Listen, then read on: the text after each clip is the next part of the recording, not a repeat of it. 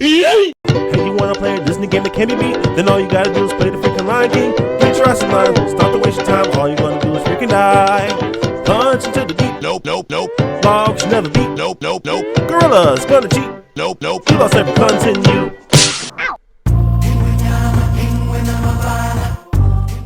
You probably love The Lion King, and if you didn't, you knew someone else who loved The Lion King. There was no getting around the fact that this movie was highly popular, and with every Disney movie in the 90s and onwards, it probably had a video game tie-in. Lion King was no different. If you had either versions of these games, you fell into one of two categories: the one who rented the game and unlikely beat it, then took it back, and probably came back for it again, or you probably bought it or received it as a gift, in which case you'd have proof that something of value to you was broken long ago. There was a common trend where developers had to come up with ideas on how to extend an hour-long game to around 6 hours or longer, especially if there was a deadline involved. A prime example would be Disney. In any other game, you'd have your learning curve, difficulty settings, optional upgrades, or power-ups to make your experience a little less of a hassle. But then there's games like Lion King.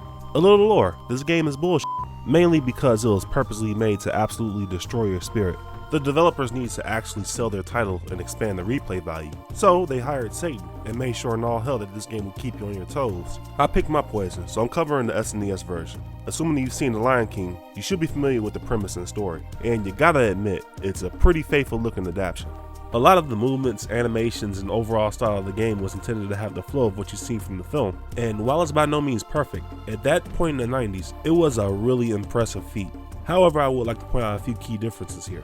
You know Simba, he's the heir to the throne of Pride Rock, and with all expectations mostly only good, well, he can't wait to be king. However, in the SNES version, I think I finally understand what Timon meant when you start the game. It starts.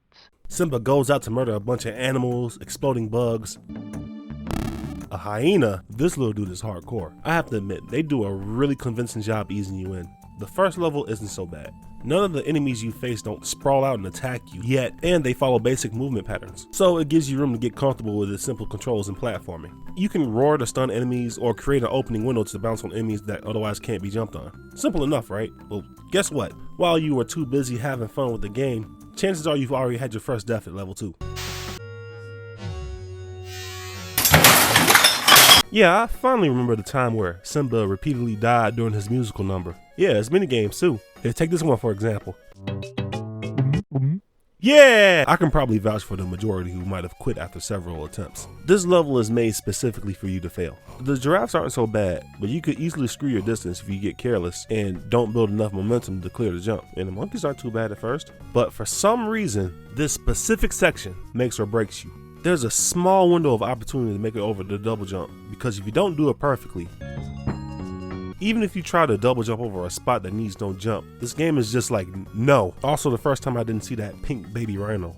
I'm sure I'm not the only one, right? You can't question it. You just gotta accept the fact that it was probably done on purpose. I at least had to play the same 2 levels multiple times until I had the patience to overcome a fraction of the level, until I ran to another dead end. Oh, and the monkey puzzle.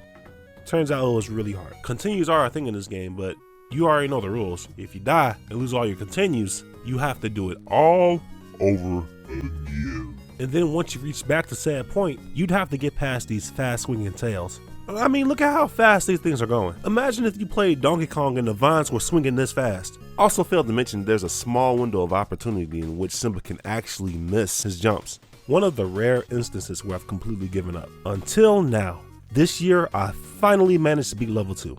And seeing what's beyond level 2 after all these years somehow has that relief of completion. But by no means, this game was still definitely difficult beyond that point. But given that you've gotten used to how the mechanics work, it should be slightly more manageable.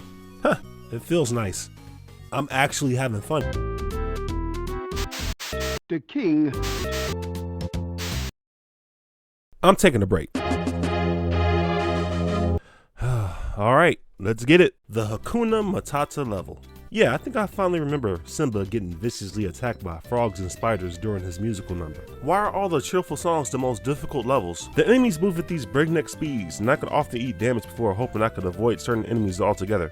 No matter how good you might think you are at platforming, once you set foot on those logs, your chances of failure will increase by a pretty big margin, and then about 90% more once you not ascend up the waterfall. First you go slightly up, and then get absolutely nowhere, and then die. Imagine starting all over again, and then have to work your way up all the way to this point, only to not get there and die the same thing that you had issues with before. And then when you eventually do make it up the waterfall, this dude is up here waiting for you and he's like,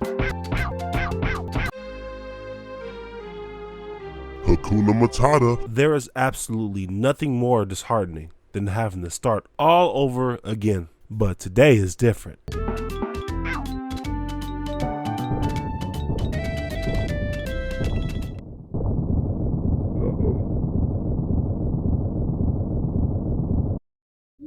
Yeah, that's right, get the fuck out of here. Well, Simba is an adult now, a capable and full online, and oh boy, how capable he is. Adult Simba is technically similar to his younger self, but now he can fight and dispatch of enemies a little bit easier depending on the situation. So what's the good? Simba can now attack enemies, and also has a few other options to do some nifty and sometimes effective takedowns. It's a little janky, but once you pull it off, you can take out enemies much more effectively than just smacking a button and hoping you don't get jumped from his timing. But once you learn how to use this move effectively, oh boy, it's all fair game from there. The bad, Simba's big ass body. Avoiding damage is pretty much pointless since Simba is basically a gigantic moving target, meaning that smaller enemies are definitely going to inflict some damage before they go down. Unless you're struggling to get past the lava river, where getting hit is practically a death sentence. Thankfully, the stages are quite generous with the health, but chances are you're definitely going to get hit by something and wonder, why did I get hit by that? And guess what? A majority of your deaths will be caused by Simba himself. You'll have to focus on maneuvering him out of the way of obstacles as opposed to avoiding obstacles themselves. And even in some instances, it can be fatal. Check this out. There's a boulder cover in vines. No sweat. All we gotta do is just attack it and hop on top. Oh, I'm hurt. Oh, my neck. Otherwise, aside the usual expected shenanigans, I managed to get through relatively easier than I would playing younger Simba. And eventually you get to the final push, Scar himself. I'm just gonna go on ahead and say this. The stage itself is harder than Scar. I did not have any problems whatsoever with this dude, except for that one part where he jumped me, but that's besides the point. The object is that you gotta fight him multiple times and then work your way up and basically back him into a corner. Once you learn the proper moves, the game shouldn't have to tell you how to beat Scar, in which case they assume that you should already know this. Oh yeah, I know how this is definitely gonna end. Get your ass over here, Scar! Make me climb up some damn. Oh, I'm hurt. Oh, my neck. Wait, hold up. Okay, hold on. All right, yeah, here we go. Nope. Okay, here we go. All right, there we go. Almost. We got him. Oh, okay, here we go. Wait. All right, come on.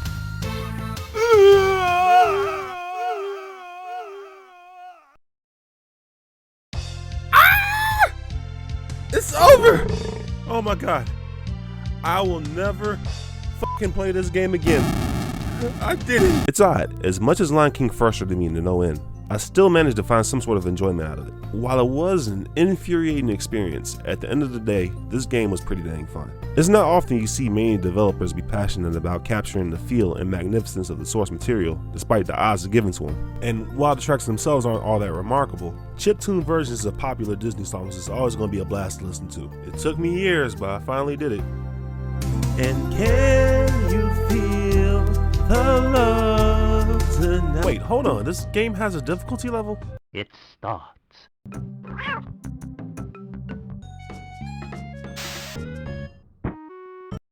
No, it does not. I'm going to go play Aladdin.